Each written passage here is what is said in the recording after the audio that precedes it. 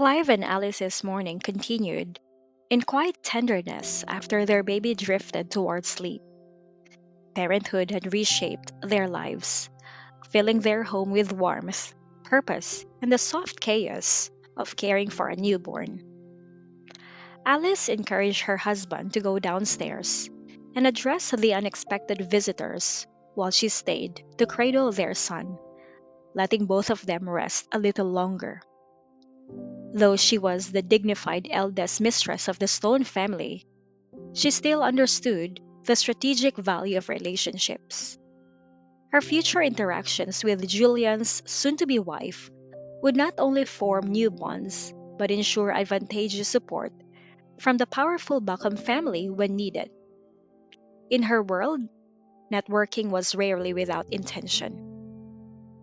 Clive stepped away reluctantly, stealing one last affectionate look at his wife and child before heading downstairs. The butler greeted him halfway, already managing the household's preparations. Their unexpected guests, five elderly men, sat composedly on the living room sofas.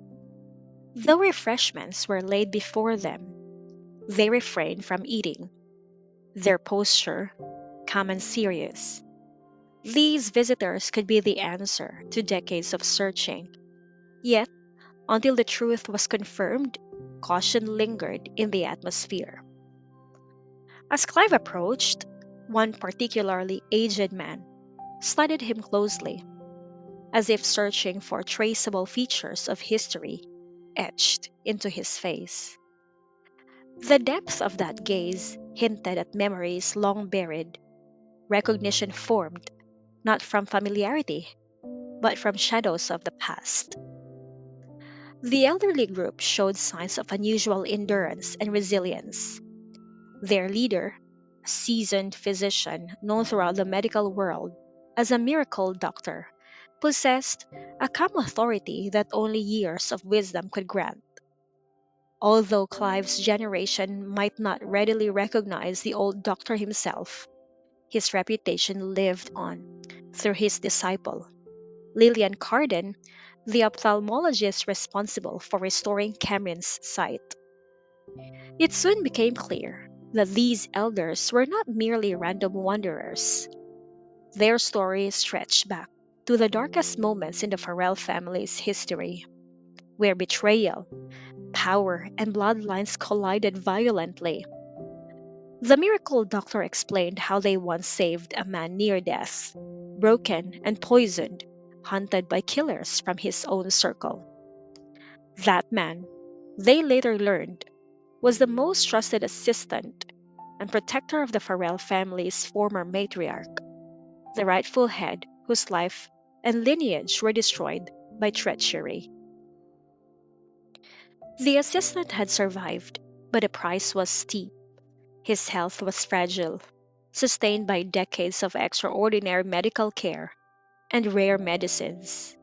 His heart remained fueled by loyalty and a fierce desire to restore justice, but he lacked both physical strength and evidence. The woman who seized power in the Farrell family was ruthless, intelligent, and deeply entrenched. Facing her alone would lead only to more tragedy. The elders had long stood at the crossroads. They refused to meddle in the deadly power schemes of wealthy families, having once withdrawn entirely from such entanglements. Their duty now was only to protect their friend from dying in vain. They understood that if they took sides, even with good intentions, the consequences would be explosive. Powerful forces might unite against them, fearing that these respected figures might someday intervene in their own affairs. So they waited. They waited for the day when the rightful heirs could be found. Finding Audrey and her sisters had once seemed nearly hopeless. They were whisked away to an orphanage in another region when communication and travel were limited. As years passed, the children grew up unrecognizable from the young girls they once were. The trail went cold, blurred by time. Yet the world changed, technology advanced, connections strengthened. Apprentices trained under these elders expanded their networks and influence far beyond what existed decades ago. Piece by piece, fate moved again, and the threads lost long ago finally intertwined once more. Now, sitting in the stone villa, these elderly witnesses carried with them the weight of truth, long silenced. They believed that Clive's mother, Audrey, was ready to face what was taken from her and reclaim the legacy she was born into. But they also recognized that this path would not be easy. Vengeance, justice, and restoration of power were battles requiring unity, strength, and undeniable proof. Their presence signaled a turning point for Audrey, for her family, for the slept but not forgotten history of the Farrells.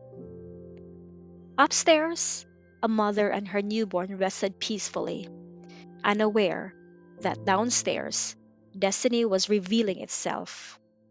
And as Clive listened to the elder's extraordinary tale, he understood one thing clearly: the past had finally come knocking, and the future of their family was about to change forever.